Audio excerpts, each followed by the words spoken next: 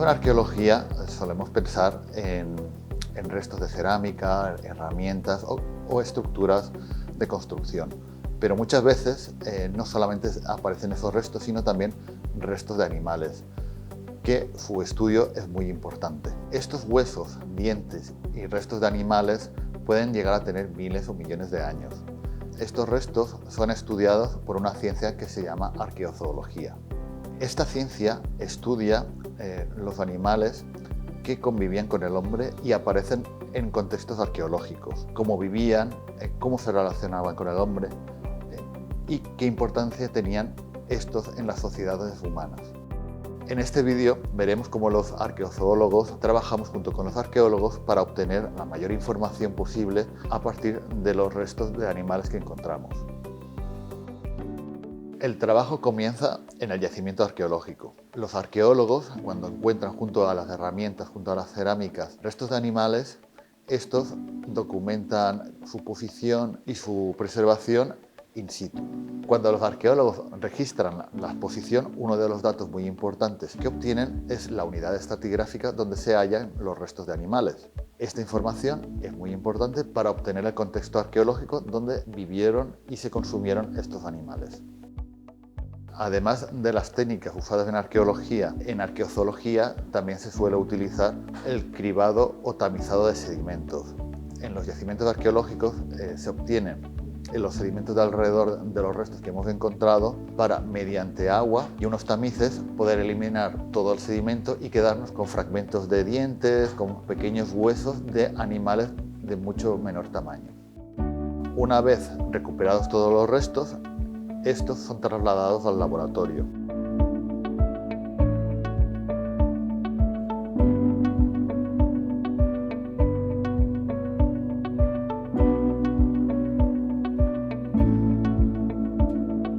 Aquí en el laboratorio empieza una de las fases más importantes del arqueozoólogo, que es la identificación de los huesos y restos que tenemos.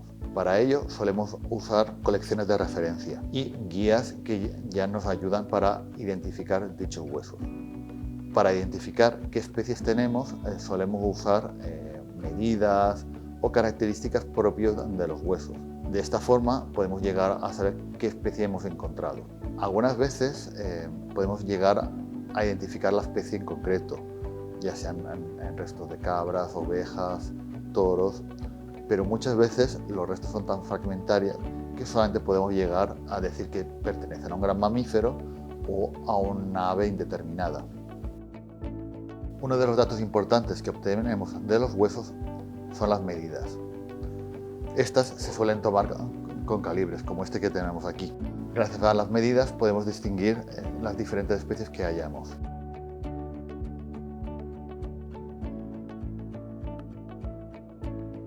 Toda esta información se suele registrar en bases de datos, que una vez finalizada todo el estudio nos suele ayudar a comprender la fauna que había en ese yacimiento.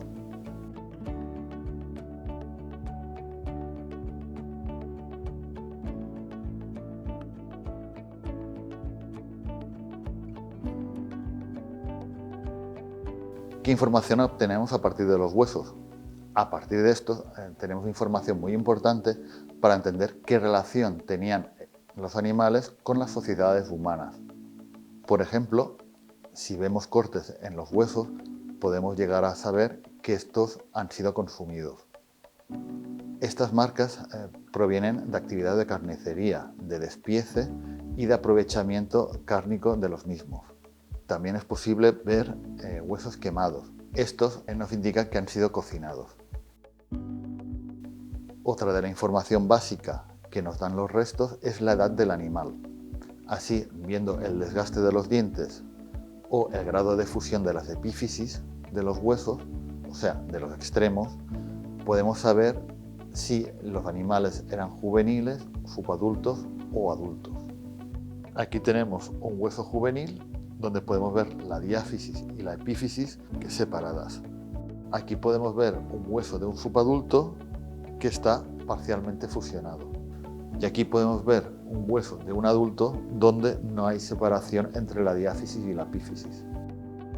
Otra de las formas de saber las edades de los animales es por las denticiones.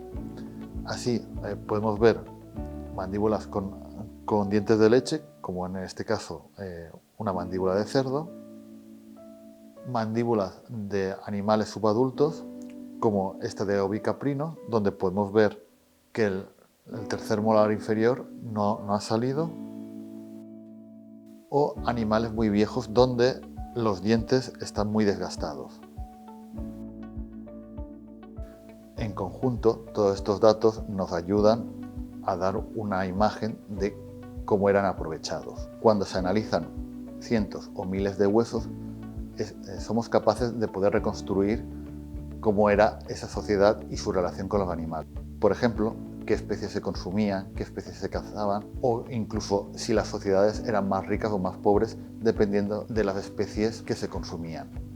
Una de las especies consumidas que nos indica la riqueza de la sociedad es la presencia de ostras. Así, en sociedades más ricas se consumían más ostras comunes, mientras cuando éstas escaseaban se solían consumir más ostras rojas. Dicha riqueza también viene dada por las edades de consumición de los animales. Así, de esta forma, en sociedades más ricas se suelen consumir animales más jóvenes que en sociedades más pobres. También las diferentes especies presentes nos indican si los climas eran más húmedos o más fríos. Otro de los usos de los animales es la datación de yacimientos. Así, por ejemplo, la rata negra migró a Europa en el siglo VIII. Por ello, si encontramos en un yacimiento restos de este animal, podemos saber que al menos es de ese siglo. Otra de las ratas comunes es la rata parda, migró en el siglo XVI. Por lo tanto, podemos llegar a saber en el conjunto de estas dos ratas la edad precisa de un yacimiento. Muchas veces, incluso la presencia de ciertos animales, sin la presencia de humanos o restos de humanos, nos puede indicar que había humanos. Un ejemplo muy claro es el ratón común. El ratón común es un comensal de los humanos. Esto significa que viven asociados a los humanos. Así, en la isla de Madeira, por ejemplo, se encontró restos de ratones provenientes del siglo XI. Hasta la fecha, solamente se conocían yacimientos humanos a partir del siglo XIV. Haciéndose análisis genéticos de estos ratones, se vio que eran familiares próximos de ratones del norte de Europa.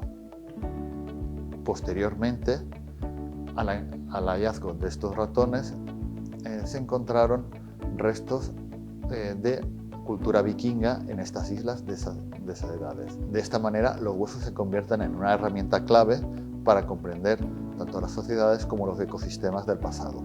La arqueozoología demuestra que incluso los huesos más pequeños y sus fragmentos son muy importantes para el estudio de las sociedades humanas.